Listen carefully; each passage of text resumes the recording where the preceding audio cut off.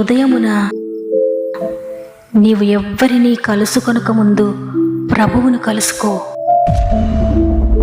నీవు ఎవ్వరినీ చూడకముందు ప్రభువును చూడు. నీవు ఎవ్వరితో మాట్లాడకముందు ప్రభువుతో మాట్లాడు. నీవు దేనిని వెదకకముందు ఆయన రాజ్యమును నీతిని వెదకు.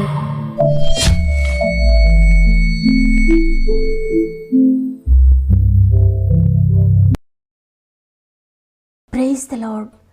ప్రభు నామంలో మీ అందరికీ నా యొక్క శుభాలు తెలియజేస్తూ మరొకసారి గాడ్ ఫస్ట్ అనే వాగ్దాన కార్యక్రమానికి మిమ్మల్ని మీ కుటుంబాలను ప్రేమతో ఆహ్వానిస్తున్నాను. ఎలా ఉన్నారు ప్రియ దేవుని బిడ్డలారా? దేవుని కృపలో ఆయన దయలో మీరంతా వర్ధిల్లుతున్నారని నమ్ముతున్నాను. నేను కష్టంలో ఉన్నాను, బాధలో ఉన్నాను, ఇరుకులో ఉన్నాను. నీ మాట కొరకు 1000 కళ్ళతో ఎదురు చూస్తున్నానయ్యా. నీ ఆశతో ఎదురు చూస్తున్నారు కదా. దేవుడు మీతో మాట్లాడబోతున్నారు. దేవుని వాక్కు తీసుకోండి, విశ్వాసంతో మాట్లాడండి. ఆ మాటను తండ్రి వాగ్దానాన్ని నా జీవితంలో నెరవేర్చినందుకు వందనాలని విశ్వాసంతో ముందుగానే ప్రభుకు థ్యాంక్స్ చెబుతూ ప్రార్థించండి. దాని నెరవేర్పును తప్పక మీరు చూస్తారు. ఆ విధంగానే మీ ప్రతి ప్రార్థన అవసరత నాకు తెలియచేయండి. మీ ప్రార్థన విన్నపములన్నీ చదువుతున్నాను, దేవునికి అప్పగిస్తున్నాను మిమ్మల్ని. ఎందుకంటే ఆయన మాత్రమే మిమ్మల్ని స్వస్థపరిచి లేవనెత్తగల సమర్థుడు. మీరు కూడా ఆయన చేతులకు అప్పగించకుండా ఆయనకు అవకాశం ఇవ్వండి మీ జీవితంలో అద్భుతం చేయడానికి. మీరు కూడా మీకు అనుకూలమైతే కామెంట్స్ అన్ని చదవండి. అందరి కొరకు వాక్యం చివరిలో ప్రార్థించేద్దాం, దేవునికి అప్పగించుకుందాం, దేవుని కార్యాలు పొందుకుందాం. సమస్త మహిమ ఘనత ప్రభావములు దేవునికి చెల్లునుగాక. ఈరోజు దేవుడు మనకు అనుగ్రహిస్తున్న శ్రేష్టమైన వాగ్దానం యెహెజ్కేలు గ్రంథము 34వ అధ్యాయము 27వ వచనము. నేను వారి కాడికట్లను తెంపి వారిని దాసులుగా చేసిన వారి చేతిలో నుండి వారిని విడిపింపగా నేను యెహోవానై ఉన్నానని వారు తెలుసుకుందరు. ఆమేన్. ఈ మాటలు వింటున్న మీ జీవితంలో మీరు ఏ బంధకంతో ఉన్నారో, మీ కుటుంబంలో ఏ బంధకంతో ఉన్న వారిని గురించి మీరు దుఃఖిస్తూ ఉన్నారు, మీ కుటుంబంలో మీ స్వంత వారు భయంకరమైన బంధకాలతో కట్టబడి ఉండడం చూచి ఎంతగానో నలిగిపోతున్నారేమో. అవును, మనుషులందరూ కూడా ఏదో ఒక బంధకముతో కట్టబడి బరువైన కాడిని మోయలేక, కట్లను విడిపించుకోలేక ఎంతో ప్రయాసపడుతూ ఉండడం చూస్తున్నాం. ఈరోజు మీరు కూడా బంధకాల్లో ఉండి ఎవరికి చెప్పుకోలేని పరిస్థితి అయినా, అది ఏదైనా బంధించబడి విడిపించేవారు లేక ఆ బంధకంలోనే ఉండి నలిగిపోతున్నావేమో.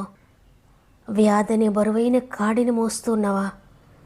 ఆర్థిక బంధకాలనే బరువైన కాడిని మోస్తూ ఉన్నావా? పాపమనే బరువైన కాడిని మోస్తూ ఉన్నావా? వ్యసనమనే బరువైన కాడిని మోస్తూ ఉన్నావా? అది ఏ బంధకమైనా, ఏ కాడైనా, ఏ బరువైనా ఈరోజు ప్రభు నీకు వాగ్దానం ఇస్తున్నారు. నీ కాడికట్లను తెంపి నిన్ను దాసులనుగా చేసిన వారి చేతిలో నుండి నిన్ను విడిపిస్తానని. మీరు దేనికి దాసులుగా ఉన్నా, మీ కుటుంబంలో ఎవరు దేనికి దాసులుగా ఉండి కట్టబడి ఇక విడుదల కలగదేమో అన్నంతగా బంధించబడి ఉన్నారేమో, అయినప్పటికీ భయపడొద్దు.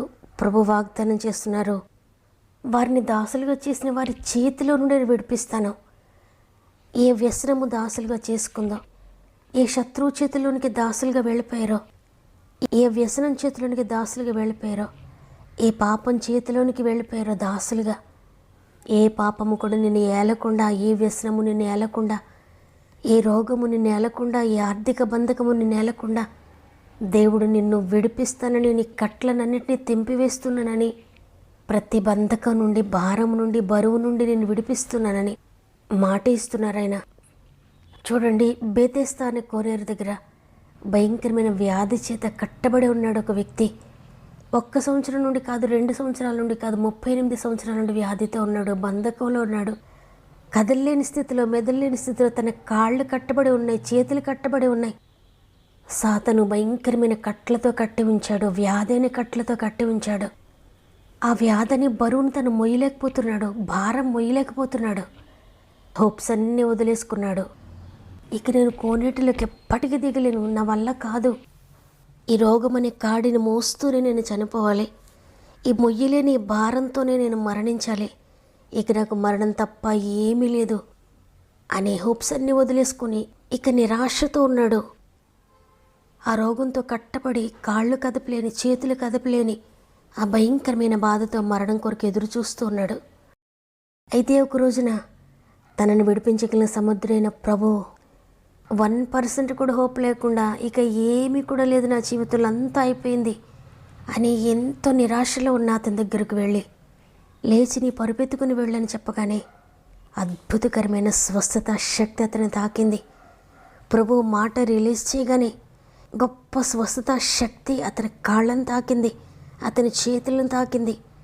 తల్లుండి అరికాల వరకు కూడా దేవుని స్వస్థత శక్తి తాకగానే ఏ నరములైతే చచ్చుబడిపోయి ఉన్నాయో, ఏ ఎముకలైతే వంగిపోయి ఉన్నాయో, ఏ కండరాలైతే పాడైపోయి ఉన్నాయో అవన్నీ కూడా తిరిగి జీవాన్ని పొందుకునే దేవుని శక్తితో నిండిపోయాయి. వెంటనే లేచి పరుపెత్తుకుని వెళ్ళిపోయాడు. ఏ ఆశ లేకుండా ఉన్న అతని జీవితంలో దేవుడు జీవాన్ని కలుగు చేశాడు, తిరిగి బ్రతికించాడు, తిరిగి నడిపించాడు. అవును, ఆయనకు అసాధ్యమైంది ఏదీ లేదు. ఈ మాటలు వింటున్న మీరు ఏ బంధకంలో ఉన్నా, అది వ్యాధైనా, ఆ బంధకంతో నువ్వు పడి ఉన్న పరిస్థితుల్లో ఉన్నా, అందరూ ఆశలు వదిలేసుకుని ఉన్నా, ఇకేమీ జరగదంటూ ఉన్నా సరే భయపడద్దు. ఆయన శక్తి నిన్ను తాకగానే, ఆయన వాక్కు నిన్ను తాకగానే తిరిగి జీవాన్ని పొందుకుంటావు. తిరిగి నీ కట్లన్నిటి నుండి విడుదల పొందుకుంటావు. నీ బంధకాలన్నీ తెగిపోతే తిరిగి స్వస్థత పొందుకుంటారు, తిరిగి విడుదల పొందుకుంటారు. ఈరోజు దేవుడు నిన్ను విడిపించాలని, నీ బంధకాలన్నీ తెంచివేయాలని, నీ కట్లన్నీ తెంచివేయాలని ఆశించి నీతో మాట్లాడుతున్నారు. కాబట్టి నీవే బంధకంలో ఉన్నా, ఏ భయంకరమైన కట్లతో ఉన్నా, నీ కుటుంబంలో ఎవరైనా బంధకంలో ఉన్నా, వారు ఏ కట్లతో కట్టుబడి ఉన్నా భయపడొద్దు. నువ్వు చేయాల్సిందల్లా ఒక్కటే, ఏ బంధకంలో మీరున్నా నిరీక్షణ కలిగి ఉండండి. చూడండి, జకర్యా గ్రంథము 9వ అధ్యాయము 12వ వచనంలో వ్రాయబడి ఉంది, బంధకములలో పడియుండి నిరీక్షణ గలవారలారా, మీ కోటను మరల ప్రవేశించుడి, రెండంతలుగా మీకు మేలు చేసేదనని నేడు నేను మీకు తెలియజేయుచున్నాను. మీరు ఏ బంధకంలో ఉన్నా, ఏ కట్లతో కట్టబడి ఉన్నా, నా దేవుడు ఉన్నాడు, ఆయనకు అసాధ్యమైంది లేదు. చివరికంటూ వచ్చేసినని ప్రజలు అంటున్నారు, ఇక అంతా అయిపోయిందని మనుషులు అంటున్నారు. కానీ నా ప్రభువు నందు నిరీక్షణని కలిగి ఉన్నాను. చివరి నిమిషంలో కూడా ఆయన గొప్ప కార్యం చేయగలడు, చివరి సెకండ్లో కూడా ఆయన అద్భుతం చేయగలడు అని నీవు గనక నిరీక్షణ కలిగి ఉంటే రెండంతల మేలు దేవుని జీవితంలో చేయబోతున్నాడు. ఈరోజు నీ కుటుంబంలో ఎవరైనా పాపమని కట్లతో కట్టబడి ఉంటే, వ్యసనాలనే బంధకంలో ఉంటే, వ్యాధి అనే బంధకంలో ఉంటే, మీ భర్త అయినా, మీ భార్య అయినా, లేక మీ బిడ్డలైనా, మీ బంధువులైనా, స్నేహితులైనా ఎవరు కట్లతో కట్టబడి ఉన్నా ఒక్కటే నిరీక్షణ కలిగి ప్రార్థించండి.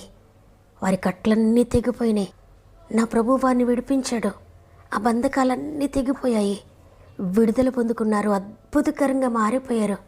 వారి జీవితం అంతా మారిపోయింది, వారి మాటలు మారిపోయాయి, వారి క్రియలు మారిపోయాయి, అద్భుతకరంగా మారిపోయారని దర్శనం చూస్తూ నిరీక్షణతో ప్రార్థించండి. దేవుడు త్వరలోనే అద్భుతం చేయబోతున్నారు.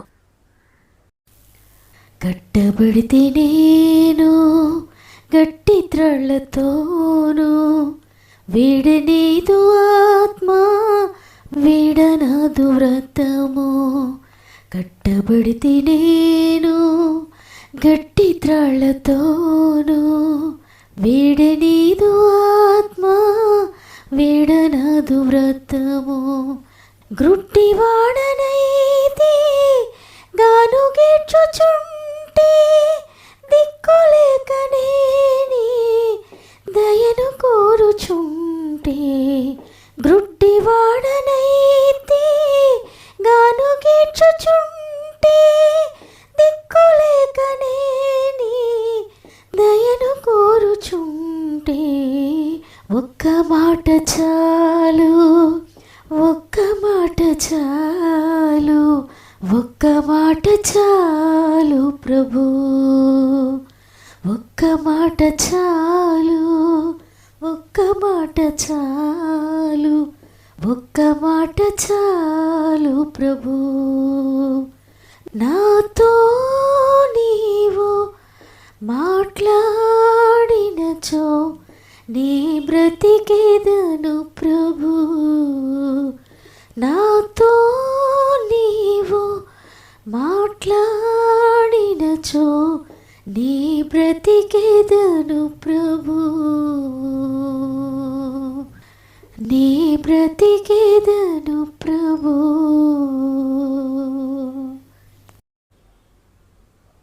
నమ్మిన వారందరూ ఒక్క నిమిషం నాతో మోకరిస్తారా? ప్రార్థన చేద్దాం. ప్రేమగల తండ్రి, నీకు వందనాలు. నీ ఉచిత కృపను బట్టి ఉదయాన్ని మరలా సజీవులుగా లేచి నేను స్తుతించే తరుణాన్ని ఇచ్చారు. అందుని బట్టి నీకు వందనాలయ్యా. నైనా ఎదిగో నీ వాక్కుతో మమ్మల్ని బలపరిచారు. బంధకంలో ఉన్నారా? శ్రమలో ఉన్నారా? కట్టబడి ఉన్నారా? కట్లతో ఉన్నారా? అయినా భయపడకండి, నేనున్నాను కదా, నేను మిమ్మల్ని విడిపిస్తున్నాను, ఎంత మాత్రం అధైర్యపడకండి అని ఈరోజు వాగ్దానం చేశారు. తండ్రి, ఎవరు ఏ బంధకంలో ఉన్నారో, ఎవరు ఏ కట్లతో కట్టబడి ఉన్నారో, విడిపించబడ్డ మీకు సాధ్యం కాదని ఎవరు హోప్లెస్ అయిపోయి ఉన్నారో, ప్రతి ఒక్కొక్కరిని గాయపడిన చేతులకు అప్పగించుకుంటున్నానయ్యా. అసాధ్యమైనది లేని తండ్రి, విడిపించగల సమర్థుడా, ఆనాడు కోనేటి దగ్గర ఉన్న వ్యక్తిని ఏ విధంగా విడిపించి ఆశలన్నీ పోగొట్టుకున్న వ్యక్తిని ఏ విధంగా తిరిగి బ్రతికించి నిలబెట్టారో, అదేవిధంగా ఈరోజు ఎంతమంది అదే నిరాశతో ఉన్నారో, అదే నిర్జీవంతో ఉన్నారో, అదే బాధలో ఉన్నారో, ప్రతి ఒక్కొక్కరిని నీ చేతులకు అప్పగించుకుంటున్నానయ్యా. ప్రతి ఒక్కరిని ముట్టండి నాయనా. వారి నిర్జీవం నుండి విడుదల దయచేయండి, వారి నిరాశ నుండి విడుదల దయచేయండి, వారి బాధ నుండి విడుదల దయచేయండి, వారి వ్యాధి నుండి విడుదల దయచేయండి. దేనిని గూర్చి వారు హోప్లెస్ అయిపోయారో ప్రతి విషయంలో కూడా మీరు అద్భుతం చేస్తున్నందుకు వందనాలు. ఈరోజు ప్రాముఖ్యంగా కామెంట్స్ ద్వారా వారి అవసరాలు తెలియజేస్తున్న ప్రతి ఒక్కొక్కరిని ప్రత్యేకంగా నీ గాయపడిన చేతులకు అప్పగించుకుంటున్నానయ్యా. వ్యాధితో మంచం పోయిన వారందరినీ ముట్టి లేవనెత్తినందుకు వందనాలు. ఆర్థిక బంధకాలు పడిపోయిన వారిని లేవనెత్తినందుకు వందనాలు. వ్యసనాలతో పాపంలో పడిపోయిన వారిని లేవనెత్తినందుకు వందనాలు. కోర్టు కేసుతో నలిగిపోతున్న వారిని లేవనెత్తినందుకు వందనాలు. ఆర్థిక బంధకాలతో ధనాన్ని కోల్పోయి ఇతరుల చేతిలో రావాల్సినవి రాక నష్టపోయి ఎంతమంది నలిగిపోతున్నారో అద్భుతం జరిగించినందుకు వందనాలు తండ్రి. వివాహాల కొరకు ఎంతమంది ఎదురు చూస్తున్నారు, బిడ్డల వివాహాలు జరగాలని, వారికి ఉద్యోగాలు రావాలని, వారి జీవితంలో వారు సెటిల్ అవ్వాలని, భయంకరమైన వ్యసనాలను విడుదల పొందుకోవాలని, రక్షణ మార్గంలోనికి రావాలని ఎంతమంది తల్లిదండ్రులు ఎదురు చూస్తున్నారో పరిశుద్ధాత్ముడ ప్రతి కుటుంబంలో కూడా ఇవన్నీ మీరు జరిగిస్తున్నందుకు వందనాలు. గర్భఫలం కొరకు ఎంతమంది బిడ్డలు ఎదురు చూస్తున్నారో అయ్యా, నీకు అసాధ్యమైంది లేదు నైనా. ఇప్పుడే ప్రతి బంధకము తొలగిపోనుగాక, ప్రతి కట్ల నుండి ఇప్పుడే ప్రతి బంధకము నుండి విడుదల పొందుకుందరుగాక, కట్టబడిన ప్రతి కట్లు తెంపబడునుగాక. అద్భుతం చేస్తున్నందుకు వందనాలు. ప్రాముఖ్యంగా ఎగ్జామ్స్ రాసిన బిడ్డలందరినీ చేతులు పెడుతున్నానయ్యా. తోడుగా ఉండి నడిపించండి. నీట్ ఎగ్జామ్ కొరకు ప్రిపేర్ అవుతున్న బిడ్డలు ప్రత్యేకంగా నీకు అప్పగించుకుంటున్నాను.